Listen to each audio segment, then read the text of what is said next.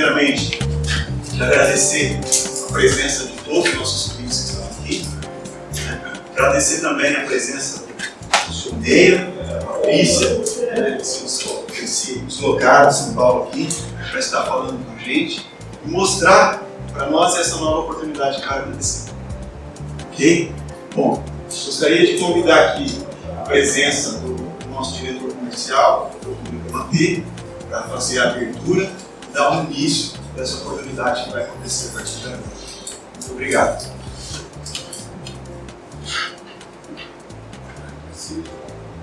Precisa?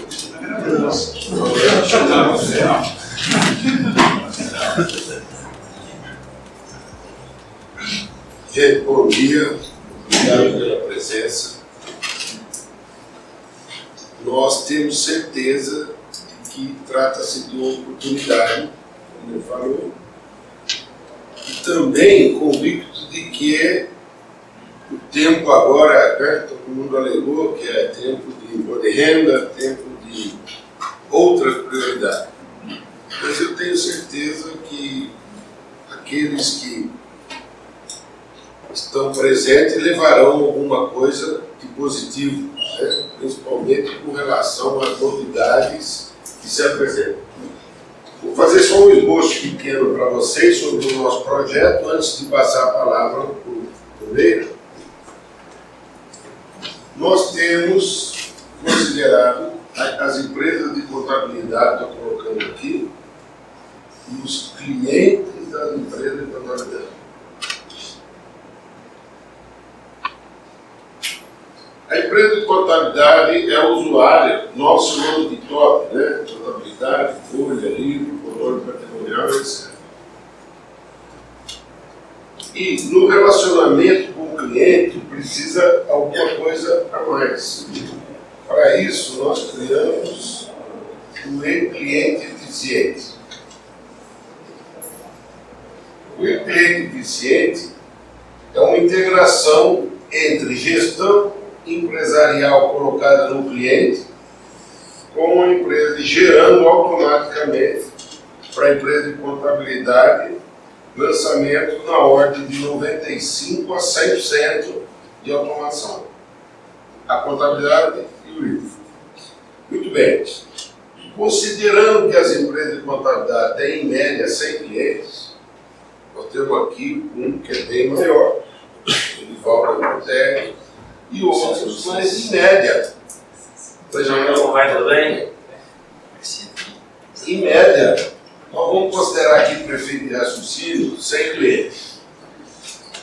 Evidentemente de que todo projeto ele não é um condão mágico. Nós não vamos atingir, nós vamos atrás do cliente 1, do 2 e do 3, transformando-os em eficientes. Ou seja, nós temos que colocar a gestão do cliente e o cliente exportando automaticamente. Por outro lado, aqui, o e-busca, que hoje nós adotamos o GENERA. Ele vai fazer o quê? Ele vai buscar lá no cliente as notas fiscais de entrada e as notas fiscais de saída, tanto lá no arquivo da Receita, como o próprio cliente informando a empresa de contabilidade. Se nós considerarmos o lançamento automático das notas fiscais de entrada e saída, nós vamos ver que aqui nós obtemos uma integração, uma eficiência da ordem de 20% a 30%. Por quê? Porque aqui nós estamos falando da integração das notas fiscais, enquanto aqui, numa gestão empresarial, a gente passa tudo. Muito bem. Ao nós examinarmos essas duas situações e que alguns concorrentes tentam dizer que isto é isto, assim que eu quero só diferenciar, nós conseguimos explicar isso através desse, o que nós estamos chamando de arca da aliança. Arca da aliança, ou seja, é um baú, uma arca mesmo, uma gaveta, né? Até aproveitando a chegada do Jaime aqui, é precursor conosco disso, né? Ele é presidente do SESCAP. Obrigado pela presença. Conseguimos enxergar o quê? Através aqui, ó, vamos chamar até de BI mesmo, Business Intelligence. Nós conseguimos ver o quê? O que falta aqui para enxergar isso? Bem, se o cliente manda simplesmente documento, o que a empresa de contabilidade tem que fazer?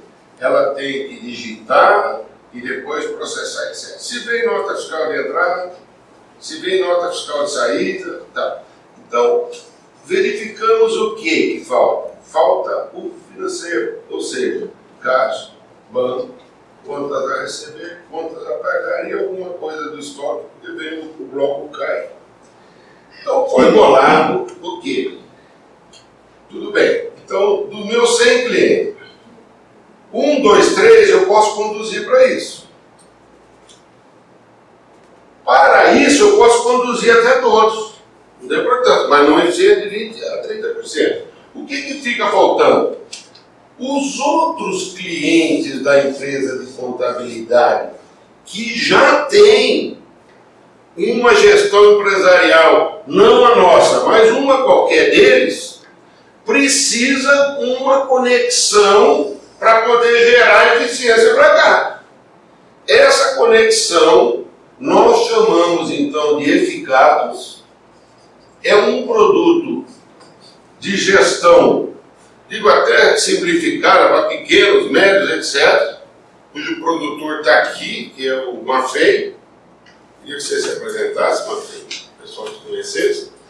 E esse Eficatus, que pode ser colocado no cliente, poderá transformá-lo aqui também, mas aqui que vem a diferença. A empresa de contabilidade tem que passar a conhecer sim um pouco de gestão e ter o conhecimento do Eficatus aqui na empresa de contabilidade. E que nisso está sendo precursor o Jaime, através de uma equipe onde, na comunicação dele, ele diz assim: eu tenho que ensinar o meu cliente a passar informação para mim. Porque a eficiência está nisso.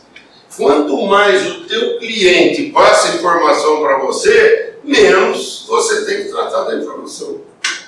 Então, neste plano aqui, nós somos, eu posso dizer, praticamente pioneiro novamente, neto até, fizemos uma colocação, é Londrina de novo, exportando tecnologia para todo o Brasil. E é mesmo, isso somos precursores disso. Muito bem, para isso, evidentemente, o nosso escrito e o nosso livro tem que ser embatido. E é. Quem conhece sabe o poder que ela tem de integração.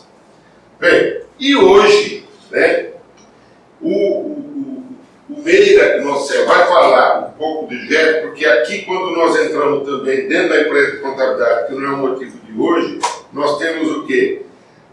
O sistema para gerenciar a empresa de contabilidade, no nosso caso é o Diretos, alguns são usuários também, e das duas oportunidades que hoje vem completar esse lado para nós. O Meira vai dizer um pouco melhor sobre o GED, eu considero aqui, e sobre a recuperação de tributos, que são as duas grandes oportunidades que a gente está vendo no projeto. Ok? Deu? Não sei se eu fui claro no que nós pretendemos. Ok? Então, passo a palavra para o primeiro. Estou muito satisfeito de estar aqui. A gente, sou lá da Bookkeepers, nós fizemos uma aliança estratégica com a Exatos, procurando levar não só essa questão de eficiência para também, que a gente já faz nas empresas, para os escritórios de contabilidade, e também a possibilidade até de trazer mais recursos para os escritórios, através das ferramentas que hoje a gente vai até apresentar. Antes de falar propriamente sobre o assunto aí que eu vim falar aqui, eu só queria dizer um pouquinho do que é, quem é a Bookkeepers, né? A Bookkeepers, que é a empresa que eu represento, ela tem 21 anos de mercado, nós somos especializados em consultoria tributária, todos nós lá somos advogados e contadores. Então, eu sou formado em contabilidade, sou formado em direito, fiz mestrado em controladoria e contabilidade estratégica, também especialização em direito tributário. Então é um assunto que a gente já há muito tempo já lida com isso aí há muito tempo. A Bookkeepers hoje trabalha para grandes grupos nacionais e multinacionais, fazendo o quê? Revisão e recuperação de tributos. Só que não de forma judicial, mas de forma administrativa. De uma forma que você não tenha que procurar o fisco, para provocar o fisco, o erro judiciário, mas utilizando o quê? A própria lei ou assuntos que já são pacificados e até o próprio fisco já se pronunciou a respeito. Assim, essa veia de contabilidade é muito forte na gente, né? Que é o conservadorismo. Isso é algo que, desde o princípio, a gente procurou bater em cima, né? Então, até o próprio nome da empresa quer dizer isso, porque o Bookkeepers é guarda-livre, né, em inglês. Que antigamente o contador era guarda-livre, né, que se chamava. Hoje é contador, tá, mas guarda-livre quer dizer isso, pessoa muito conservadora. Eu vou falar até um pouquinho sobre isso. Sobre a questão de oportunidades aí, em relação ao GED, quem vai falar bastante sobre ele aí é a Patrícia, que é a minha colega ali, que domina bastante o assunto. E eu pensei aqui, o que eu vou conversar lá com meus colegas, que não seja uma coisa assim comercial.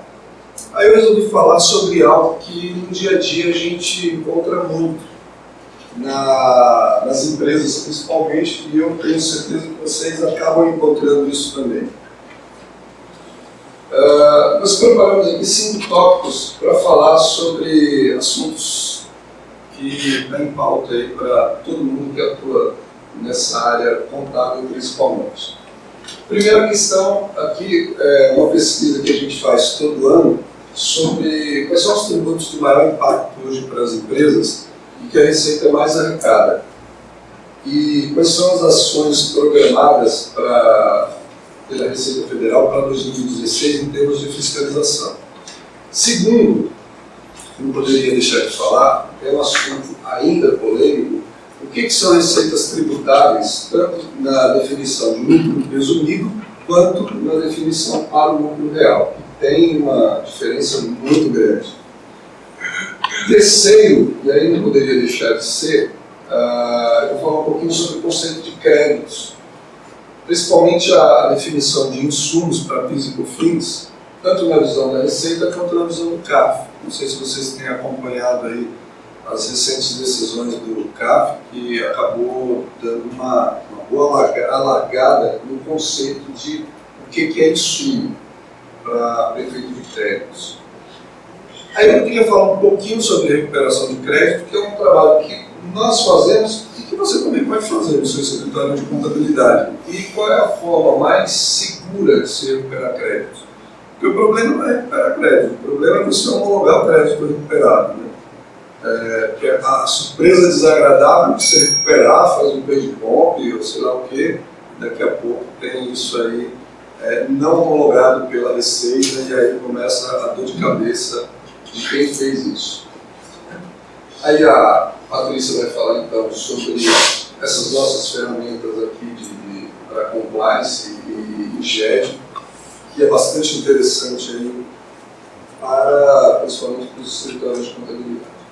Bom, começando aqui pelo nosso primeiro tema, não sei se vocês têm a curiosidade de olhar, mas todo ano a Receita solta um programa de quais são as ações delas previstas para cada ano. Né? Se a gente pegar essas ações programadas aí para 2016, uma das coisas que lá eles dizem é o seguinte, dentro desse plano anual de fiscalização.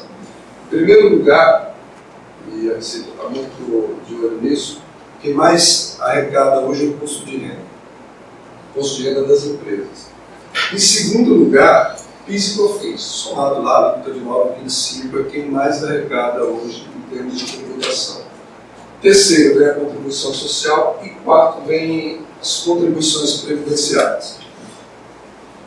O PIS e COFINS, como é a legislação mais recente, tanto do imposto de renda quanto apenas contribuições previdenciárias, por isso que eu escolhi falar um pouco de PIS e COFINS. Porque ainda são, se vocês entrarem no site da Receita, vão ver que a maior parte das consultas hoje, todas se dão aí no âmbito de PIS e COFINS.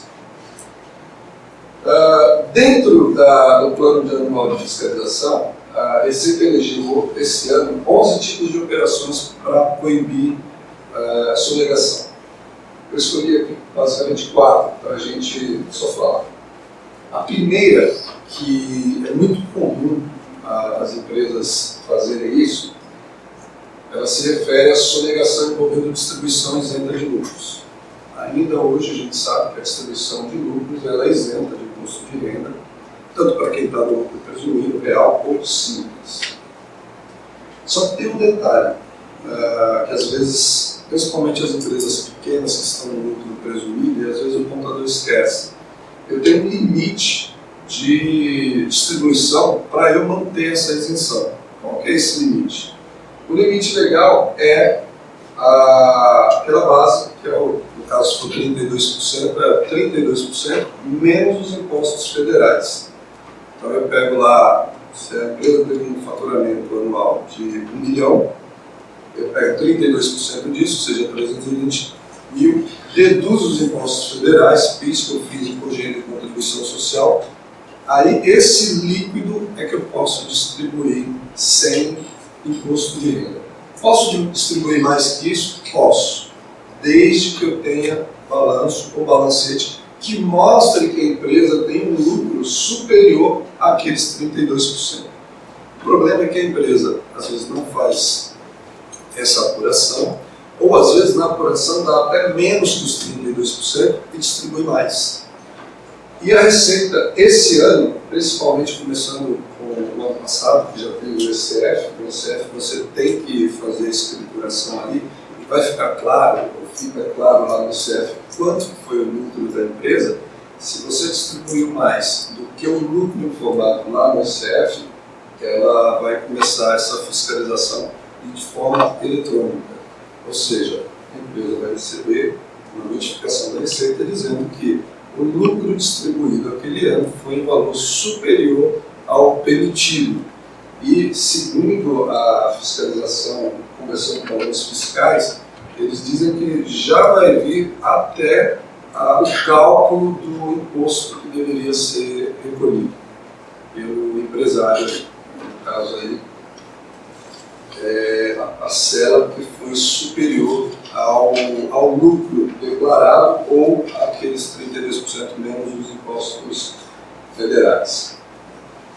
A outra coisa que, e aí tem uma boa ligação com o que nós vamos apresentar aqui de GED e tudo, é omissão de receitas com base na nota fiscal eletrônica. Esse ano, por incrível que pareça, nós fomos procurados por algumas empresas, optante pelo Simples, que recebeu uma notificação da Receita dizendo o seguinte: a última que eu peguei, a Receita apresentou valores informados, ela buscou lá na Cefaz, são as notas fiscais emitidas pela Receita, versus a declaração do Simples.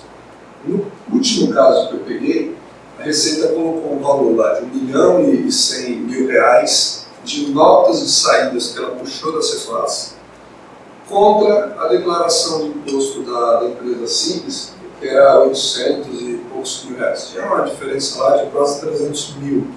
E nessa notificação ela dando ali um prazo de 30 dias para que a empresa justificasse aquela diferença.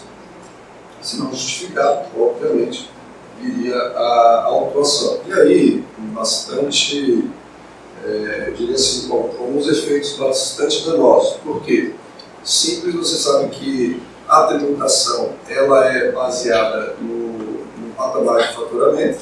Se aquele faturamento foi superior, vamos dizer assim, se aquele 1 milhão e tanto lá foi superior ao percentual que você estava recolhendo, não é só a diferença, mas todo o período vai ser cobrado.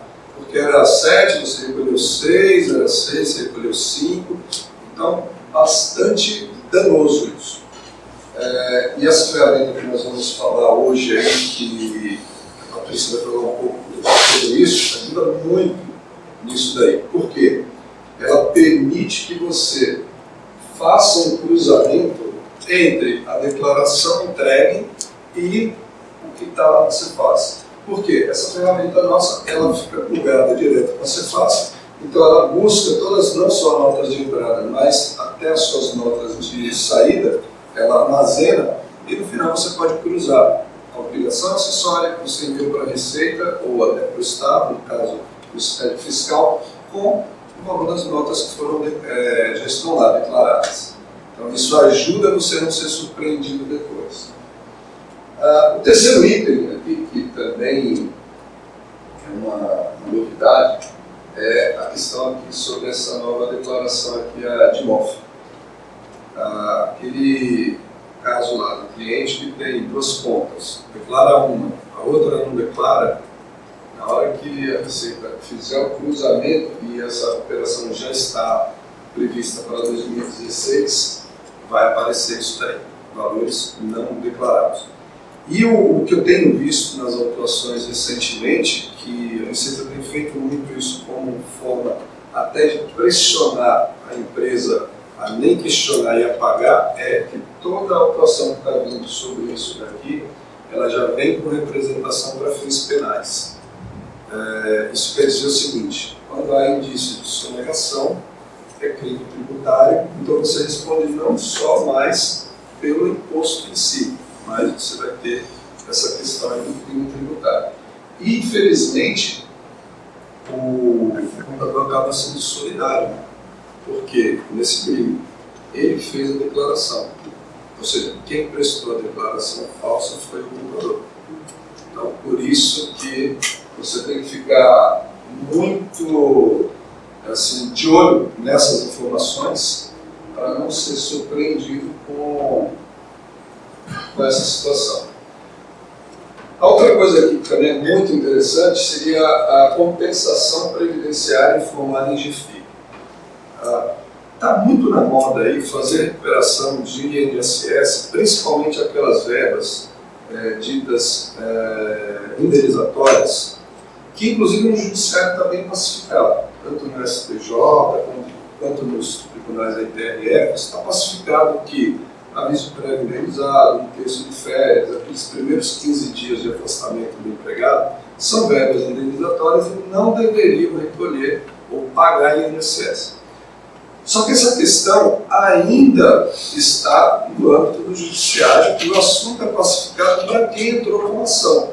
Isso quer dizer o seguinte: ainda está na lei, ainda tem a exigência e só vai deixar de ser exigido quando tiver uma decisão do Supremo, o assunto inclusive está lá no Supremo, e essa decisão ela for na omnibus, ou seja, falei para todo mundo, não só para quem entrou com a ação. O que a gente tem visto? Muitas empresas que fazem recuperação de crédito falam o seguinte: não, isso aqui é pacificado, é só retificar a GFII, criou o crédito, você começa a compensar. Só que lá você tem que dizer qual é o evento que você não está pagando. Como a Receita hoje está tudo automatizado, o que ela vai fazer? Ela vai cruzar aquele evento e ver por que você não está pagando, isso tem previsão legal. Então, ela diz aqui que são valores informados a títulos de compensação que encontram-se em conformidade com a legislação previdenciária. Ou seja, não está de acordo com a legislação previdenciária, vai ser autuado. E aqui o que é ruim, que as empresas às vezes esquecem muito, é o seguinte: uma compensação de um tributo que ele não tem previsão legal para isso aí, se for glosado, quando você chegar no judiciário, isso vai chegar no judiciário, porque primeiro você vai fazer a defesa administrativa, vai perder, vai para o CAF, ainda não tem precedente no CAF para esses itens, porque ele diz que não como o assunto já está no Supremo, ele diz que é questão constitucional, o CAF não analisa a questão constitucional. isso vai para o judiciário.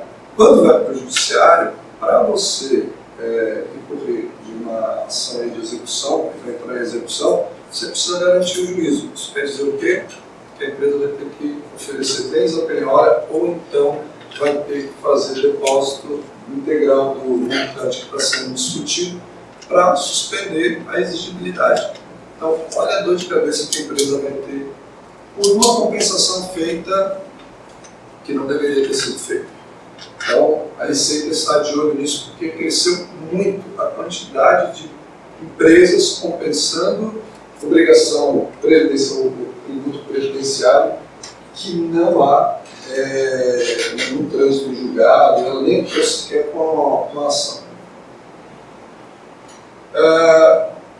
Falando ainda sobre isso, o que a gente tem visto é o seguinte: a Receita tem feito todas essas programações de fiscalização baseadas exclusivamente no uso de ferramentas tecnológicas, que a própria Receita tem aí e está, vamos dizer assim, intensificando o uso disso.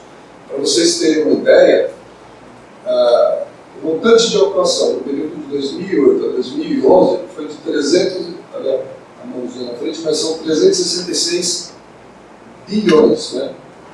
Milhões, bilhões, 366 bilhões, de 2008 a 2011. Em 2015 foram 125 bilhões em autuações. Foi menos que em 2014. Em 2014 foi 157 bilhões. No ano passado, em função aí até da economia, que está meio ruim, caiu um pouco aí essa questão das autuações. Mas ainda assim, vocês veem que é quase a metade do que foi 8, 9, 10, 11, 4 anos. Em um ano, é quase a metade.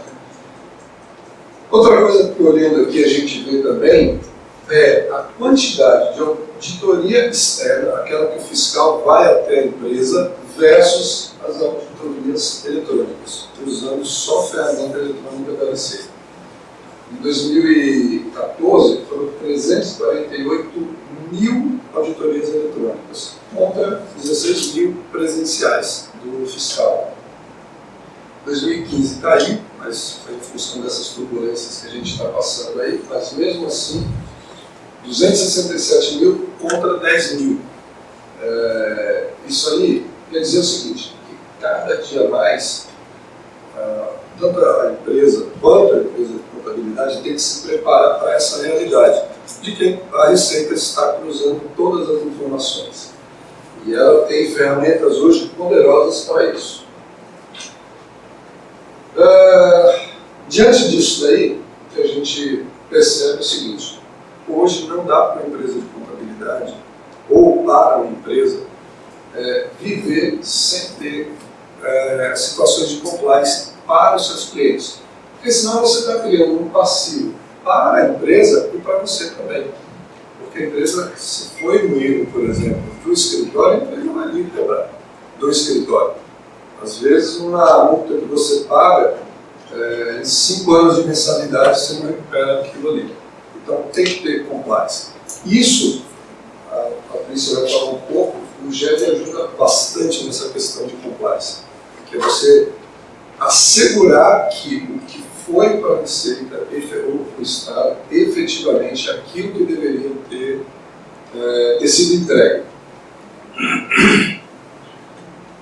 Falando aqui um pouco aí sobre receitas tributáveis, a gente tem aqui uma definição legal sobre o lucro presumido e o lucro real. O lucro presumido, a definição de receita tributável para efeito de PIS e COFINS, ela está naquela lei 9.718, que existe uma, eu diria assim, uma limitação maior quanto ao que é receita para efeito de tributação de PIS e COFINS.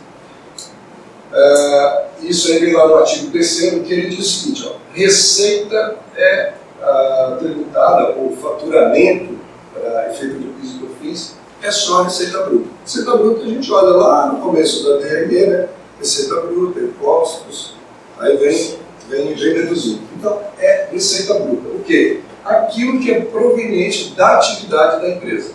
Se não é proveniente da atividade da empresa, o lucro presumido eu não tributo. Só que tem um negócio interessante. Eu não tributo de novo, no caso dos 365 de PIS e COFINS, mas prefeito de imposto de renda e contribuição social, eu não posso aplicar a redução de base de cálculo. Eu tenho que calcular o valor do IR e da contribuição social direto sobre o valor daquela receita. Então, por exemplo, a Exatos é uma empresa de software. Tem um prédio que ela aluga parte desse prédio. E ela está no lucro presumido, por exemplo. O que ela oferece para PIS e COFINS é só o objeto da receita dela, que é software. A receita de aluguel, ela não oferece para PIS e COFINS, ela não precisa pagar, porque não é receita operacional, a menos que conste no contrato dela, que faz parte do objeto de locação de imóveis. Perfeito, eu pago 365. Só que na hora de calcular o imposto de renda, que eu tenho que aplicar ali 32% para chegar lá no 4,8%, eu não aplico 4,8% sobre a receita de aluguel. Eu aplico direto os 15 mais os 9, e se tiver adicional, mais o adicional de imposto de renda. Ou seja, é muito mais caro eu ter uma atividade que não faz, uma receita que não faz parte da minha atividade dentro do meu, vamos dizer assim, dentro da minha base de receitas. É melhor que você coloque isso em uma outra empresa, ou você coloque na atividade da empresa isso daí. Eu não pago PIS e COFINS, mas eu pago muito mais imposto de renda e contribuição social. E é uma pegadinha isso daí. Hoje, para efeito de tributação de PIS e COFINS, para quem está no lucro real, é tudo.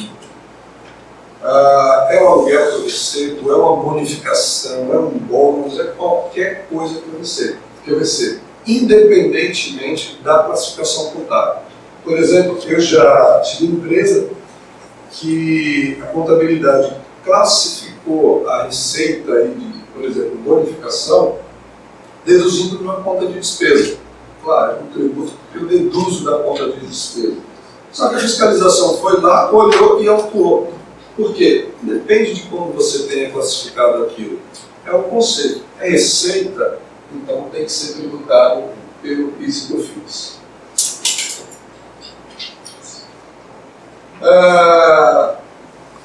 E aí, que eu acabei de falar, né? Dessa forma assim, bônus recebidos, descontos financeiros, descontos comerciais, todos têm que ser tributados pelo PIS e COFINS. Isso pega muito, por exemplo, para a concessionária de veículos, que recebe muita bonificação das montadoras. É bônus por ação comercial, bônus performance, tem outro que chama rollback, e não tributam. A Receita, para vocês terem ideia, criou uma força-tarefa o ano passado só para fiscalizar a concessionária de veículos. E só para fiscalizar essa questão aqui de bônus. Por quê? Pela 10.037, 10.833, tudo que entra, tudo que você recebe, pessoa jurídica, é tributado para efeito de PIS e COFINS. Isso aqui é interessante, eu trouxe algumas consultas aqui da própria Receita aí, só para mostrar qual é o entendimento da Receita sobre o que é a receita tributável para efeito de PIS e COFINS. Por exemplo, essa consulta aqui de Belo Horizonte, ela diz o quê? Os valores relativos à conta de consumo de combustíveis recebidos pelas empresas geradoras de energia elétrica por meio de usinas termoelétricas destinados à compensação de custos incorridos em razão do consumo de combustíveis fósseis constituem subvenção que integra a receita daquelas empresas, compõe a base de cálculo de PIS e COFINS. Isso quer dizer o seguinte: as empresas termoelétricas, elas recebem um reembolso, e aqui no caso é do governo, pelo combustível gasto para fazer a geração de energia. Não é receita propriamente dito, é um reembolso pelo combustível gasto. A Receita está dizendo que isso aqui não é reembolso, não é nada, é receita tributável pelo PIS e COFINS. Outro aqui. No caso de pessoa jurídica sujeita ao regime de incidência não cumulativa da contribuição para o PIS e COFINS, os valores decorrentes de recuperação de despesas possuem natureza de receita operacional e sofrem a incidência de contribuições. Isso acontece muito, por exemplo, uma empresa de contabilidade. Cobra de um cliente para fazer a contabilidade e quando vai até esse cliente, cobra reembolso de quilometragem, de hospedagem, de alimentação. Tudo isso aqui deveria ser tributado pelo PIS e COFINS, segundo o entendimento da Receita. Esse outro, para fins de apuração do valor tributário, computa-se o total das receitas que compreenda a receita bruta de venda de bens e serviços na operação em conta própria ou alheia e todas as demais receitas oferidas pela pessoa jurídica. Então, ou seja, entrou qualquer valor para a empresa, recuperou custo, o que quer que seja, para a Receita Federal, isso é receita tributária.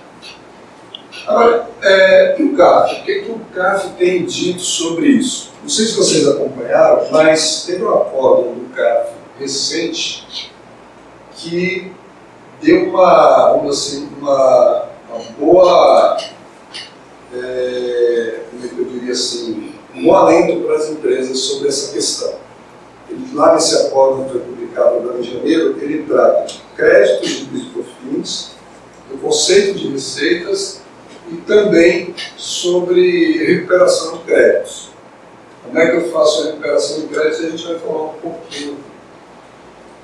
Antes de entrar no assunto aí propriamente dito, eu queria falar sobre a definição de insumos também na visão da Receita e na visão do CARF. A visão da Receita em relação aos insumos é o seguinte: insumo é só aquilo que é utilizado para fazer um produto ou para prestar um serviço. E aquilo que é utilizado diretamente. Se for utilizado de forma indireta, não gera crédito. Por quê? No imposto de renda, a gente tem um conceito de que é uma despesa necessária. Prefeito de PIS e COFINS, a Receita não utiliza esse conceito de despesa necessária, mas sim aquilo que integra o produto. Então, por exemplo, olha só que incongruência aqui essa consulta. Por essa consulta aqui, ela diz que uma empresa de locação de bens, por exemplo, uma locadora de veículos, ela não pode tomar nenhum tipo de crédito. Por exemplo, uma empresa de locação de veículos, ela tem que fazer manutenção do veículo, ela troca pneu, ela faz uma série de coisas. Tem estacionamento, e ela não pode aproveitar crédito nenhum, porque ela diz que não há previsão legal para isso. Até porque tem essa questão aí de que a locação de veículos, na prestação de serviço, também na venda, etc. Então, por isso não pode tomar crédito. A outra questão que é interessante aqui de crédito para a Receita: frete. A Receita diz que o frete gasto, né, o transporte de um produto acabado ou em elaboração, não gera direito a crédito. Suponhamos que você tem uma fábrica, você fez parte do processo produtivo nessa fábrica e mandou para uma outra unidade para terminar o processo produtivo. Ou seja, você ainda está dentro do processo produtivo. Esse transporte aqui, ó, desse produto em elaboração, a Receita diz que não dá direito a crédito. Nem tampouco os distribuidores, que tem um CD, né, um centro de distribuição, leva essa mercadoria para a loja, esse frete ela também considera que não dá direito a crédito. Combustíveis e despesas aduaneiras. Por exemplo, combustível utilizado numa empilhadeira que transporta de dentro da fábrica a matéria-prima até o processo produtivo, parece que não é insumo para efeito de crédito de PIS e COFINS. Material de embalagem, outra coisa. Uma empresa comercial que utiliza material de embalagem lá, aquelas sacolinhas, caixa, fita, etc. Prefeito de ICMS dá direito a crédito. Prefeito de PIS e COFINS não dá direito a crédito. E o CARF? O que o CARF diz? Né? Essa decisão proferida agora, essa forma pela terceira turma da Câmara Superior, agora em janeiro, ela diz o seguinte, que classifica aqui como insumo materiais de limpeza, embalagens utilizadas para transporte, combustíveis, lubrificantes, frete entre estabelecimentos da própria empresa, despesa com energia elétrica, até lavagem de uniformes. Aqui no caso é um caso da Sadia, isso aqui. Que a Sadia foi autuada, recorreu ao CAF, porque ela estava tomando crédito sobre lavagem de uniformes, despesas com uniformes para o pessoal que trabalha ali na produção. O CAF considerou que isso aqui é insumo, porque sem isso ela não consegue fazer o produto, ou seja, sem aquele uniforme higienizado, não dá para fazer até por questões de obrigatoriedade, questão de saúde pública, etc. Ela não pode produzir nada se não tiver esses uniformes lavados, se não utilizar material de limpeza e etc. Então o CAF já alargou esse entendimento. E o interessante é que ele diz o seguinte: ó, o insumo deve ser necessário ao processo produtivo e, consequentemente, à obtenção do produto final. Isso quer dizer o seguinte: o insumo não é só aquilo que agrega ao produto, mas aquilo que é necessário no meu processo produtivo.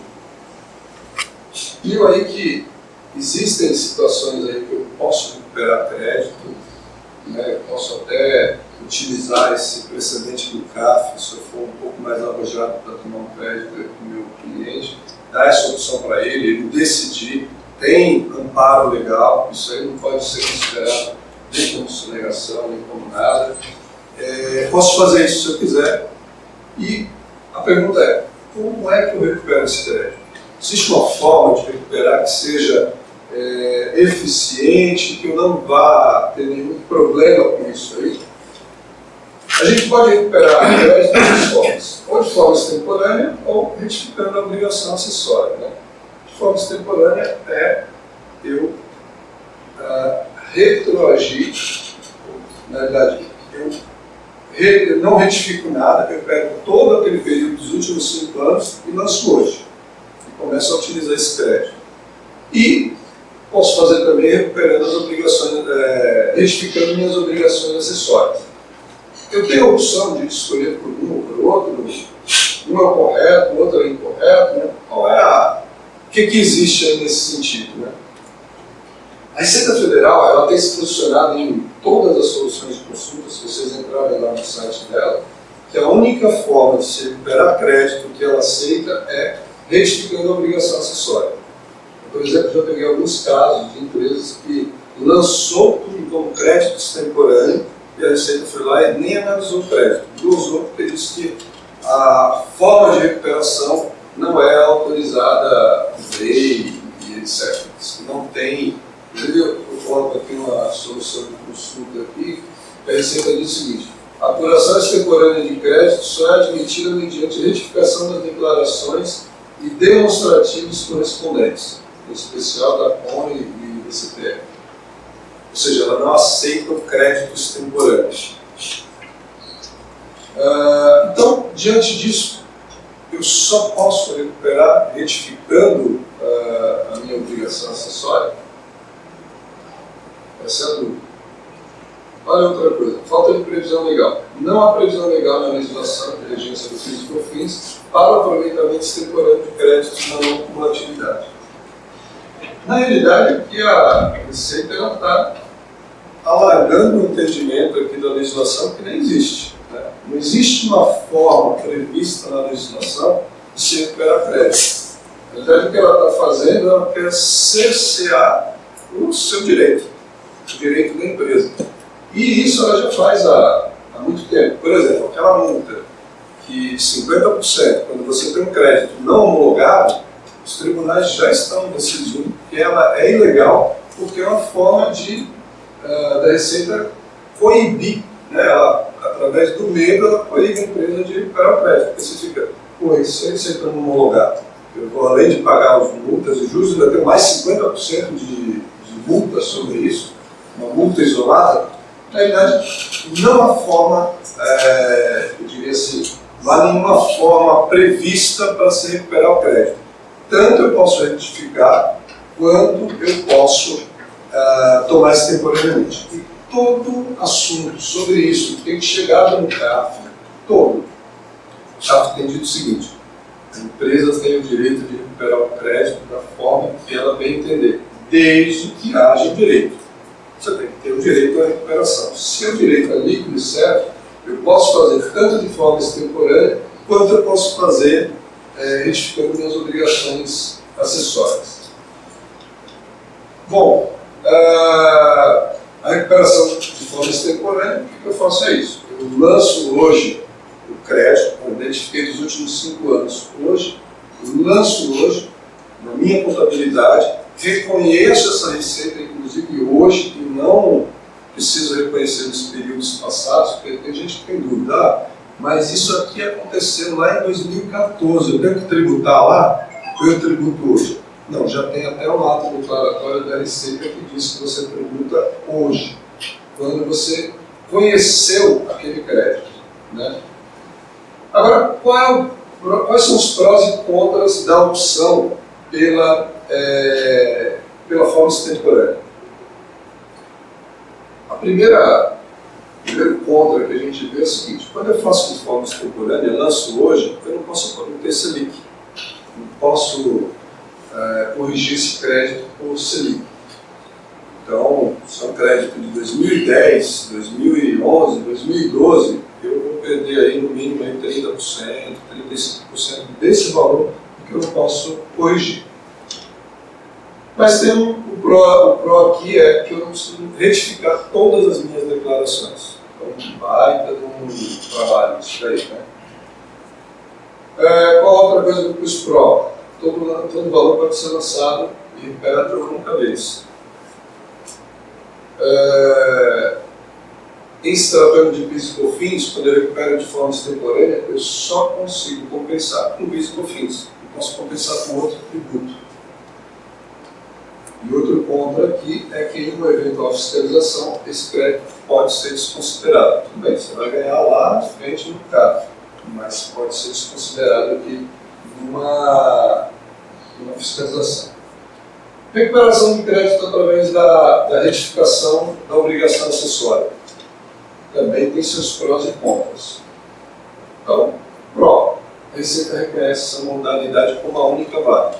Então, você já foge aí de qualquer questionamento da Receita no sentido da forma que foi recuperado. Outro pró aqui, o crédito passa a ser corrigido pela Selic, então aumenta bastante o valor recuperado. Outro pró, o crédito pode ser utilizado para compensar qualquer tributo federal vencido ou a vencer.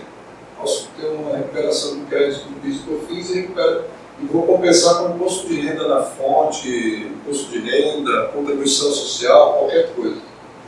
Qual é o perigo que tem isso aqui? Isso aqui ninguém olha. A recuperação, quando eu faço uma retificação da declaração, ela reabre o prazo decadencial. Ou seja, passa a contar mais 5 anos. Por exemplo, você fez a retificação de uma obrigação acessória de 2010, que iria prescrever ou decair o direito da Receita verificar isso no mês que vem, ela passa a ter mais 5 anos para verificar isso daí. Então, reabre o prazo prescricional. Se a empresa tem algum telhado de vidro sobre aquela operação, ela vai ter de uma, como eu diria assim, ponto de atenção, porque você ganha mais, a Receita ganha mais 5 anos para te fiscalizar. E, assim, básico, é qualquer retificação. Por exemplo, retifiquei o SPE de contribuições, do PIS e COFINS, para inserir um crédito qualquer lá. Toda a minha apuração do PIS e COFINS daquele mês reabre o prazo. Não é só daquele crédito que eu coloquei. Toda a minha apuração do PIS e COFINS. Porque eu mexi na base. Então, esse é o grande perigo aqui que nós temos. Outra coisa interessante é, se todas as obrigações acessórias foram preenchidas corretamente, você retificou tudo de forma correta, a homologação é muito rápida. Hoje a Receita está homologando um período de conta em 3, 4 meses. Você tem essa homologação, desde que tenha sido feito corretamente todas as retificações. Como eu tinha falado, quando eu recupero um crédito dos últimos 60 meses, eu não preciso oferecer isso à tributação em cada um dos meses que eu recuperei. Eu ofereço a tributação hoje, no momento em que eu recuperei. Isso está aqui, ó, nesse ato declaratório aqui de 2003. Ele diz aqui, embora esse ato ele se trate de uma sentença judicial, né, de repetição de débito, mas isso também vale para a questão administrativa, porque aqui só tratou da via judicial, porque era um ato falando sobre recuperação de crédito via judicial. Mas a via pode ser tanto administrativa quanto judicial, o conceito é o mesmo. Eu estou recuperando algo do passado. Então, é hoje o dia que eu tenho que tributar. Ou seja, recuperei em abril, é em abril que eu tenho que tributar. Mesmo que seja um crédito lá de 2010, 2011, o que quer que seja.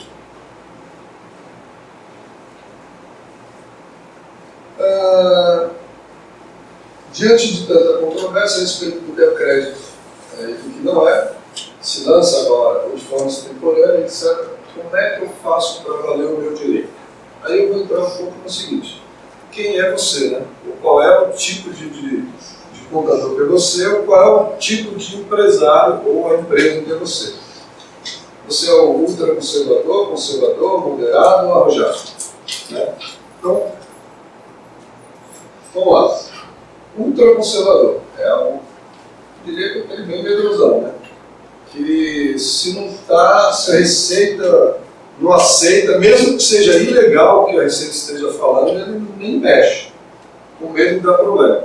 Tem empresas que não retifica, por mais que ela tenha direito, que vou chamar a atenção da Receita, a Receita vai vir aqui, vai me fiscalizar, acaba passando um direito líquido certo e ela deixa passar. Isso é um ultraconservador. Por exemplo, eu apresentei um caso uma vez para uma empresa que ela não estava tomando crédito da energia elétrica, tinha direito a uma grana aí dos últimos 5 anos, e eles ficaram morrendo de medo de tomar o crédito nos últimos 5 anos. Falaram, não, a gente vai fazer daqui para frente, mas nos últimos 5 anos eu não vou nem mexer. Eu falei, então vamos fazer uma consulta para a Receita. Eu falei, pelo amor de Deus, você quer me trazer problema? Nem consulta a Receita não quis fazer. Mas isso ali é o ultraconservador que acaba sendo prejudicial para a própria empresa. Né? Aí a gente tem o cara que é conservador. E esse vamos dizer, o papel mesmo do contador. Não vai em aventuras, ele não entra em questões muito polêmicas, evita qualquer tipo de discussão com o fisco, mas tem um espírito mais investigativo. Olha a legislação, olha o que a Receita está falando a respeito, antes de tomar uma decisão. O moderado ele é um pouco mais que o conservador, ele é um pouco mais arrojado que o conservador.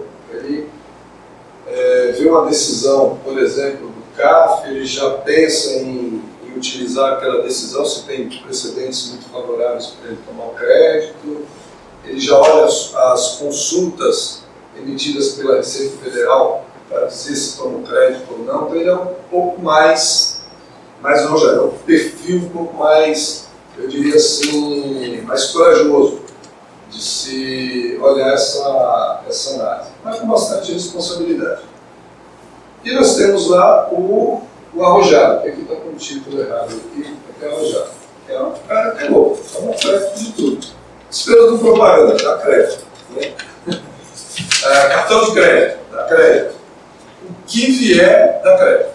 Uma vez eu fui no empresa e o contador falou o seguinte, ó, da porta para cá, daquela porta de entrada para cá, tudo que a gente gastar dá direito a crédito. Aí eu dava crédito até de salários. Eu falei, pelo amor de Deus, esse é o louco. Né? Então, é o tipo que a gente não aconselha. Bem, diante de todos esses perfis aqui, qual que é o mais interessante que a gente vê e é onde a gente está, a Bookkeepers.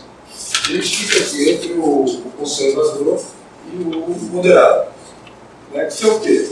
Eu não entro em aventura, mas eu fico atento a tudo aquilo que está saindo de novidade para a gente analisar com bastante critério e propor ou não isso para a empresa. Então, por exemplo, a gente fica olhando quais são as tendências aqui dos tribunais administrativos, por causa do CAF.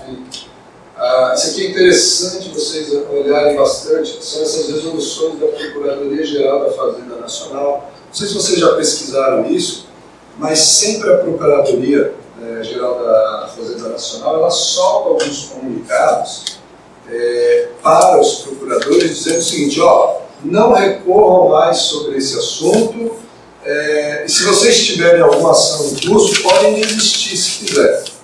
Isso quer dizer o seguinte: pacificou administrativamente aquele assunto, né?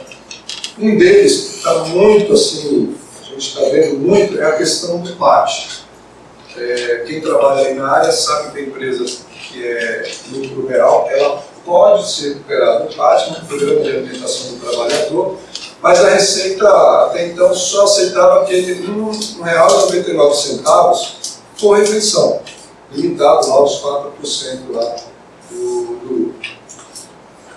E de tanto perder na justiça sobre esse assunto, de que a despesa completa e não limitada a esse R$1,99, a única limitação aos 4%, e a Procuradoria, por exemplo, há alguns anos atrás, soltou um desses atos dizendo: olha, procuradores, não recorram mais, e aqueles que vocês têm ação em curso podem desistir. Isso quer dizer o seguinte: pacificou administrativamente, porque se o próprio órgão jurídico da Receita está dizendo eu não vou recorrer mais sobre isso, nem o fiscal maluco tem que atuar isso daí. Até porque essa orientação, ela vai para a fiscalização também. Então, é excesso de exação, se o fiscal quiser atuar sobre isso para ele. Não sei se vocês acompanharam essa questão dos 15% das cooperativas. Desde 2014, a PGFN soltou uma portaria dessa dizendo o seguinte: ó, não é para recorrer e desistam das ações que estejam questionando aqui esses 15% aqui das cooperativas. Desde 2014 a gente lá atrás a gente já estava fazendo isso daí. Quando chegou aqui, ó, em 2015, a própria Receita soltou aqui pelo COSIT. Vocês sabem que desde 2015 toda solução de consulta hoje respondida pelo COSIT não vale mais só para quem pergunta, né?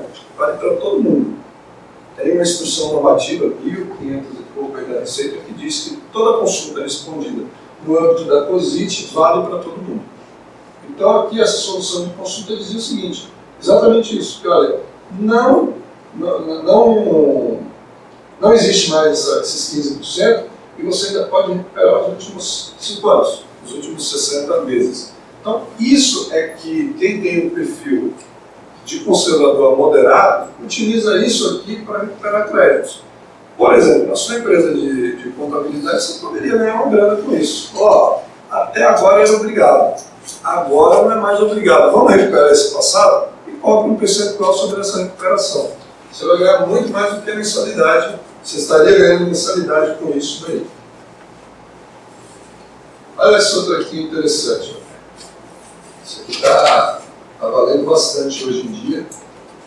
A única forma é procurar como fazer isso de uma forma adequada.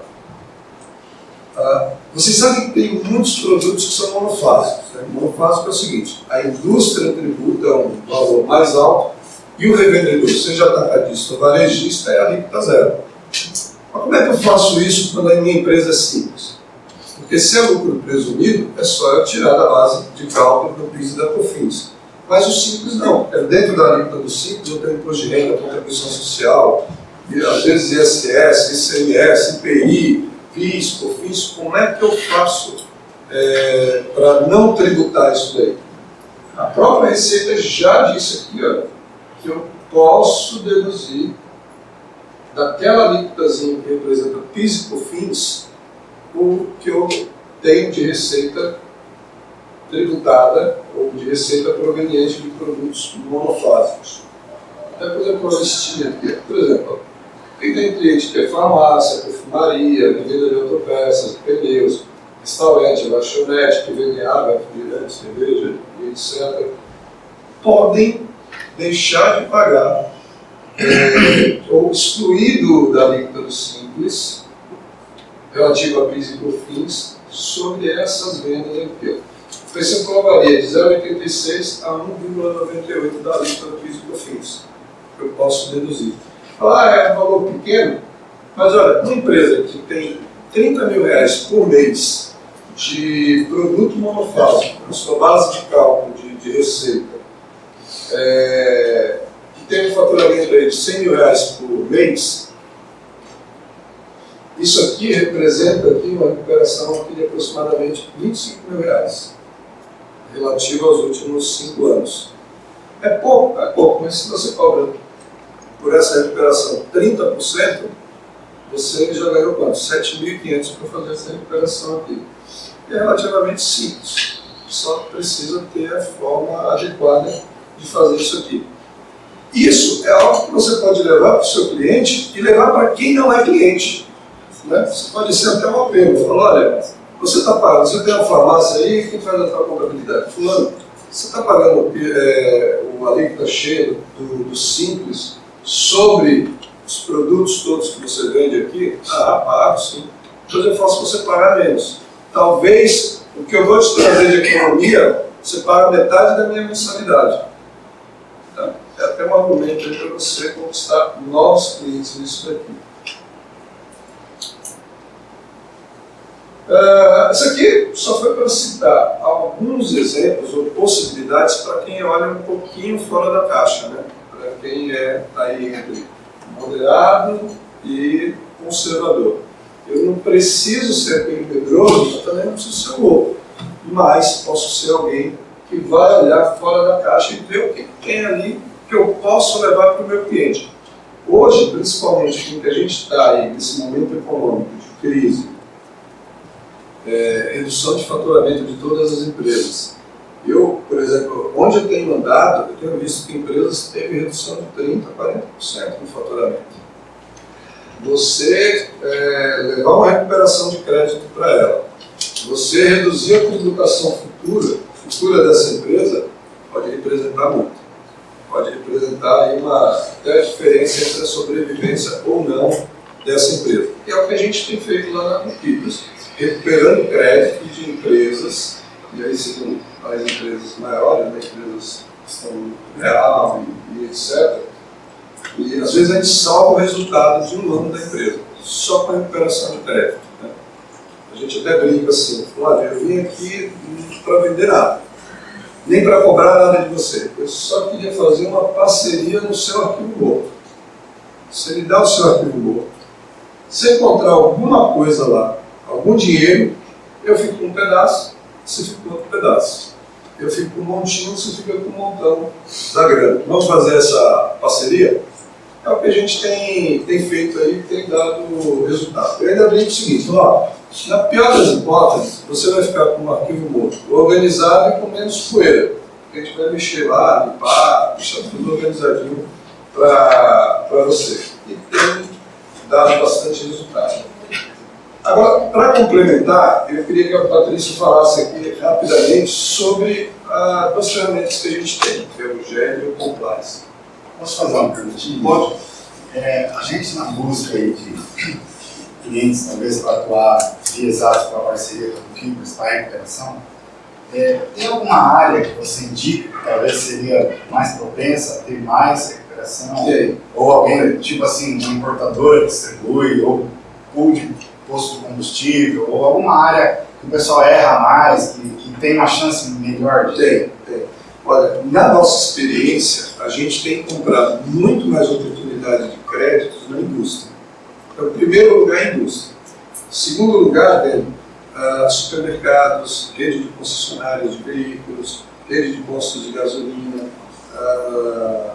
rede de farmácias, distribuidoras de medicamentos, distribuidoras de combustíveis. Tem vindo assim na sequência, assim como as empresas onde a gente mais recupera. Só para vocês terem uma ideia, todo ano a gente faz uma estatística de quanto que a gente consegue recuperar em uma empresa.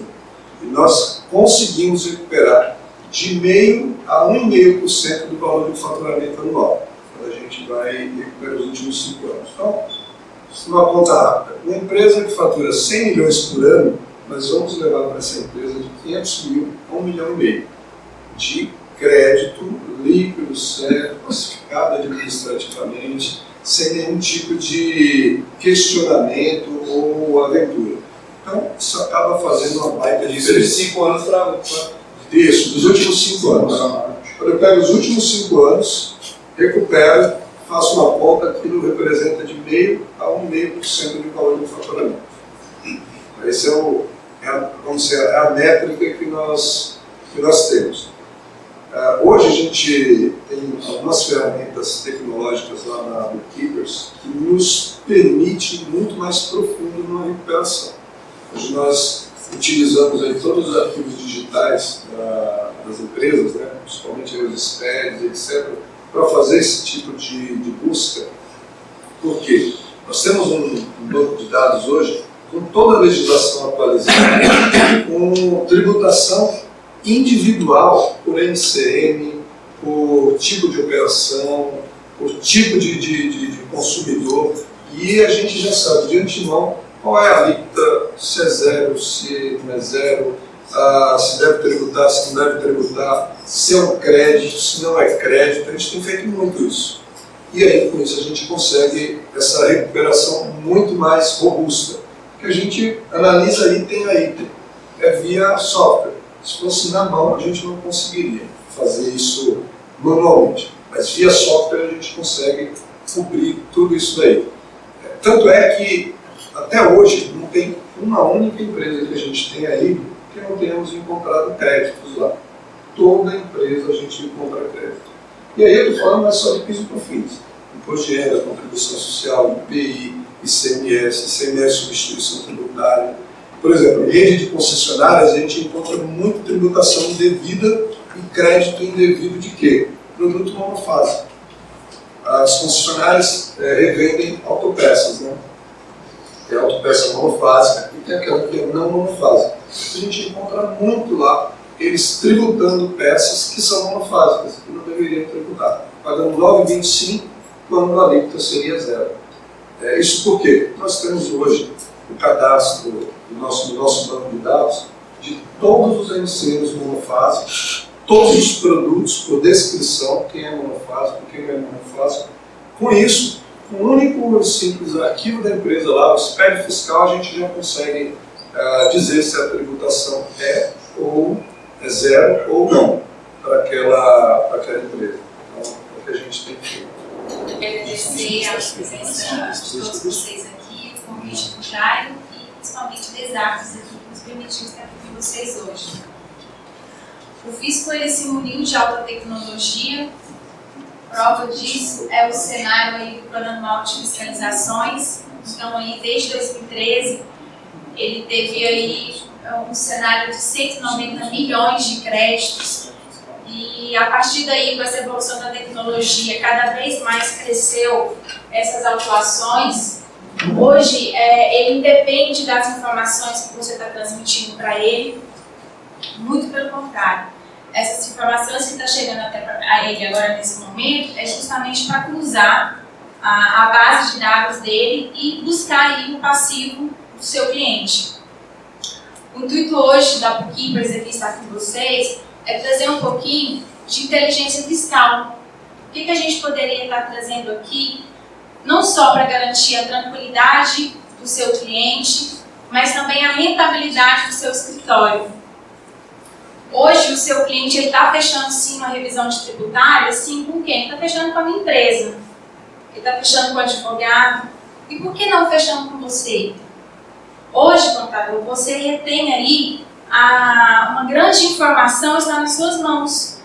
Então você deixa de ser aquele guardador de livros e começa a ser gestor, você começa a ser empresário do seu escritório, mas para isso você tem que perder um tempinho, você tem que ir lá com o seu cliente, tomar um cafezinho com ele e apresentar relatórios inteligentes para ele, apresentar oportunidades de crédito. Com isso, você também vai poder aumentar a rentabilidade do seu escritório, ok?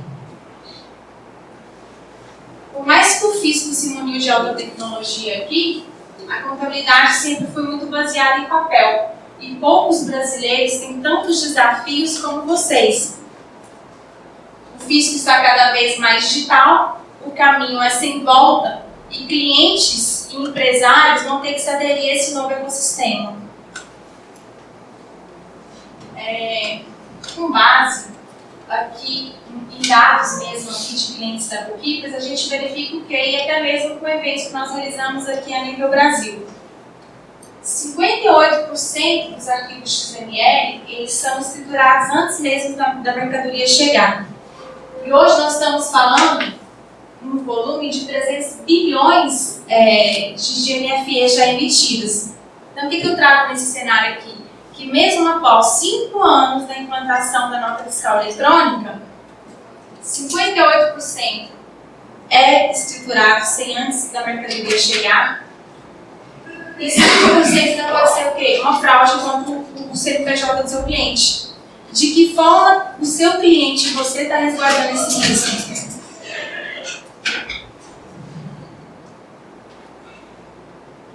A gente traz aqui a base legal falando um pouquinho aqui do ajuste CNF 7/2005, que ele fala que tanto o emitente quanto o destinatário tem que ter a guarda desse arquivo XML um prazo previsto de 5 anos.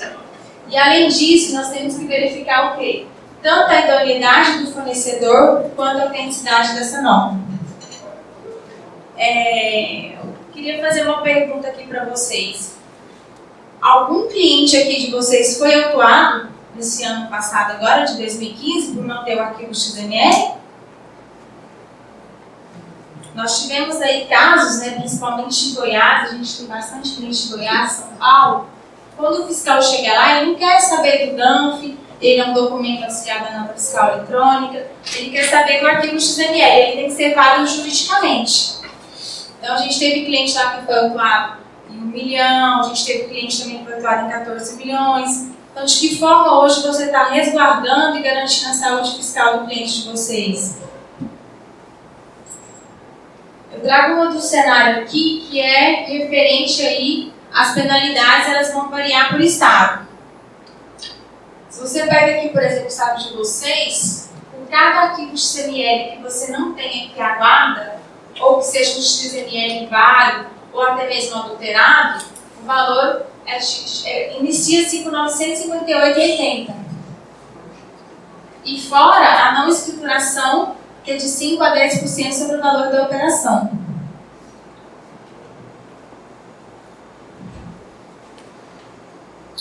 Então, se a gente pegar um cenário aqui, por exemplo, de uma empresa aí que tem uma volumetria de 200 XML mês, aliás, uma volumetria que ela deixa de escriturar 200 XML por mês, ela vai ter aqui um passivo, voltando aqui à penalidade de São Paulo, no ano, ela já gerou aqui quase 1 milhão de passivos sem saber. Somente em cima de um ponto do arquivo XML. Então, se você pega aquele plano anual de fiscalizações que o MEI iniciou aqui falando para vocês, aonde que ela conseguiu saltar tanto assim? Um ponto foi só em cima da base da NFE. Algumas perguntas bem relevantes que nós fazemos aqui para os contadores dos nossos eventos e também para os empresários, Quais documentos fiscais eletrônicos não estão sob a posse da empresa ou não foram recebidos ou foram perdidos? A empresa está realizando a manifestação do destinatário? Nós sabemos que a manifestação do destinatário ela é composta aí por 4 eventos, que é ciência, onde que eu não estou manifestando se é uma nota autorizada, se é uma nota cancelada, ou se é um desconhecimento da operação, mas eu preciso desse arquivo XML, então eu estou dando apenas a ciência. Eu sei que emitido contra o meu CNPJ, mas até então, para saber se é uma nota autorizada, se é um desconhecimento de operação ser cancelada, você tem aí 180 dias para você poder fazer a manifestação. Lembrando também que na manifestação do destinatário, nós temos aí alguns segmentos, que é transportadora, postos de gasolina, distribuidoras. Porém, quando você entra aqui no estado de vocês, no Paraná, no Rio Grande do Sul e no Rio, acima de R$100 mil uma nota fiscal eletrônica, você já tem que fazer a manifestação do destinatário. E se você estiver no estado do Maranhão, acima de 50 mil, também é obrigado a fazer a manifestação do destinatário. A empresa possui os protocolos de cancelamento? Vocês monitoram esses eventos? Algum documento foi cancelado sem o conhecimento da empresa? E se esse documento foi cancelado, você chegou a tomar crédito sobre essa nota? O SPED fiscal é baseado ou conferido com o repositório do documento fiscal? Porque não adianta nada você ter um sistema que vai ligar lá na Cefaz e vai trazer esse arquivo XML para você. Primeiro, se você não identificou a idoneidade do fornecedor, se você não identificou a autenticidade dessa nota e se você não escriturou. Se você esqueceu de fazer a escrituração. Aí você vai ocorrer lá naquela legislação de 5 a 10% sobre o valor da operação. Os documentos fiscais eletrônicos são recebidos e monitorados durante 30 dias na Cefaz? Que pode haver aí vários eventos, né? Uma carta cancelada, denegada, enfim. Então a gente tem vários eventos aqui de perguntas relevantes que faz com que o nosso sistema que a gente gostaria de estar apresentando para vocês aqui trouxesse inteligência fiscal. Então a gente vai apresentar, eu vou apresentar aqui o GED para você, para quê? Para garantir tranquilidade, economia de tempo e principal rentabilidade também do seu escritório. O que é o GED? O GED ele é um gestor, ele é um gerenciador de documentos fiscais eletrônicos. Então você vai ter aqui a guarda tanto da NFE de entrada quanto de saída. A NFE eu sempre vou buscar ela com certificado digital da empresa A1 ou A3. Eu também vou ter um repositório aqui do conhecimento de transporte, da nota de serviço e vou também ter a guarda aí das obrigações acessórias. É em nuvem, então a gente vai fazer a guarda aí num período de 5 anos. Aqui eu vou garantir para você a integridade das informações que nós monitoramos aqui no ambiente da Cefaz versus a escrituração do SPED. Então a gente vai fazer uma amarração aqui entre a NFE e a sua obrigação e eu vou quantificar para saber se tudo que realmente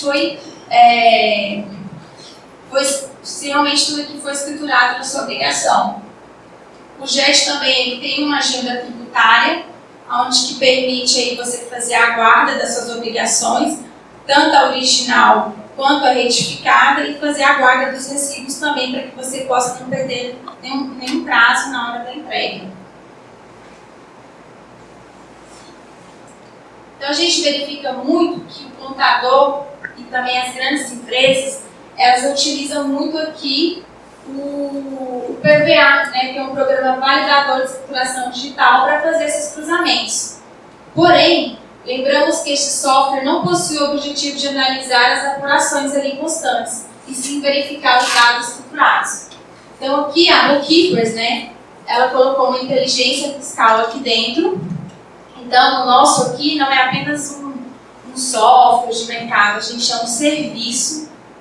Então o primeiro compliance aqui da Bookkeepers, ela já entregou para você aqui no GED. Ela já disse para você aqui que você tem 100% aqui de XML válidos, né, que foram emitidos como CNPJ do seu cliente. E aqui eu fiz o quê? Uma amarração com o FD fiscal para garantir para você que 100% desse arquivo de XML foi escriturado. Por outro lado, você tem as outras obrigações. Então, na hora que eu for qualificar essa informação desse XML aqui, eu vou qualificar aqui no complexo da Bookkeepers. Então, o que nós vamos fazer? Eu vou pegar cada obrigação acessória aqui, eu vou validar individualmente, e depois nós vamos cruzar as informações entre si para verificar se tem algum tipo de inconsistência ou não. Como que a gente poderia estar trazendo esse trabalho para o escritório de vocês aqui, identificando o risco do cliente? A partir do momento que vocês iniciam um teste grátis, que a gente coloca como 30 dias, que eu vou começar a monitorar o CNPJ do cliente de vocês, eu consigo buscar os últimos 3 meses de notas que foram emitidas contra o CNPJ do cliente. Depois de 48 horas, eu solicito que vocês façam o quê? Um upload para dentro do nosso sistema aqui, do FD fiscal que você já transmitiu.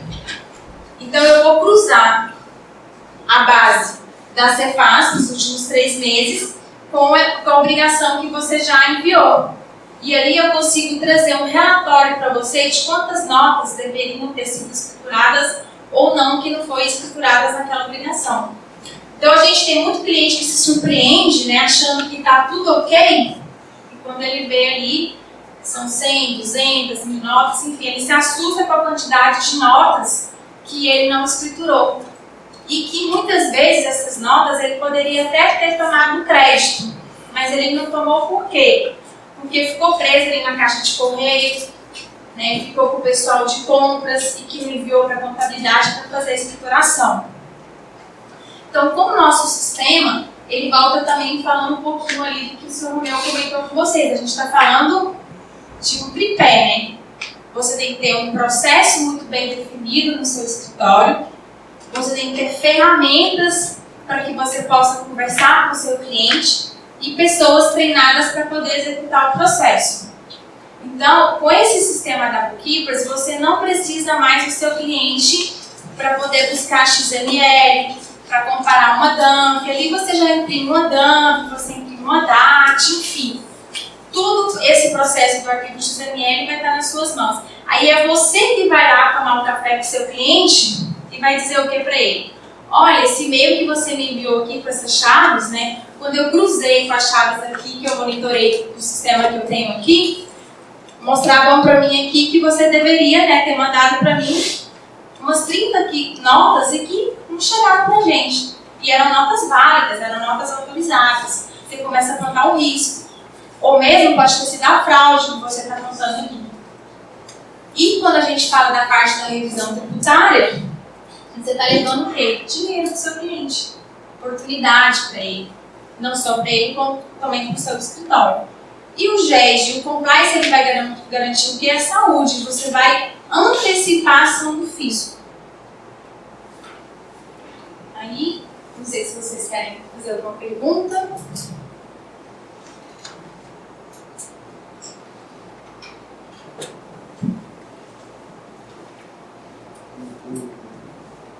O GED, como funciona a implantação? É bem simples e prático. Ele é um sistema web. A única coisa que a gente vai precisar é sempre do CNPJ, matriz e filiais dos clientes de vocês. E a gente vai gerar um login e senha. Com isso, através do certificado A1 ou A3, eu já consigo aí, em tempo real, estar monitorando tudo que foi emitido contra o seu cliente. A gente faz essa instalação remota, via Skype mesmo, a gente tem vídeos, tutoriais que envia para o cliente, enfim, dá todo o suporte necessário, tanto aí na implantação, quanto aí também no recorrente do cliente. Só para complementar. Se eu quiser colocar o JET, você comentou 30 dias do grátis. Se eu quiser colocar o JET e desistir do JET, não há problema, nem tem nenhum tipo de prejuízo para o escritório. Nenhum. Até porque o nosso intuito mesmo na hora de implantar o JET é mostrar o risco que o seu cliente está correndo, né? E ali a decisão sempre vai ser sua ou do próprio cliente ali em querer contratar ou não.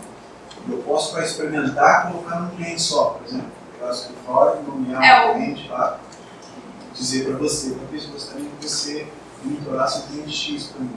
Pode ser assim ou tem que ser o escritório inteiro? Não, quando a gente fala em teste grátis para o escritório de contabilidade, a gente pede para que ele nos entregue aí um cliente de maior porte, que tem uma volumetria maior, mas é apenas uma única empresa, para que a gente possa entregar esse relatório para ele no final de 30 dias. Mas é apenas um cliente. E depois que eu me interessar em ter o software, como que funciona? Por quem? Exatos?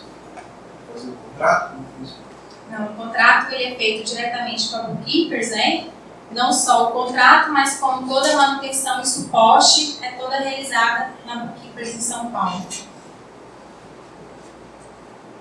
Tá, você disse que ele monitora, eu consigo pegar os XMLs dos últimos 3 meses, né? Eu já consigo. Durante o teste, sim. Durante o teste. Eu já consigo fazer o upload dos SPEDs desses 3 últimos meses também para fazer o cruzamento ou não? Não, depois que nós monitoramos aí esses últimos 3 meses, a gente solicita que a empresa aguarde pelo menos um período de 48 horas, porque a Cefaz ela vai ter um tempinho que o XML vai estar na fila, eu aguardando trazer o arquivo XML. Então, se você subir a sua obrigação antes que eu consiga trazer a guarda desse arquivo XML, ela não reconhece aí a obrigação. Então, a gente pede para que faça o upload após aí pelo menos as 48 horas. Agradecer muito a presença de vocês, agradecer a presença da Patrícia Oliveira, que se deslocou ao local.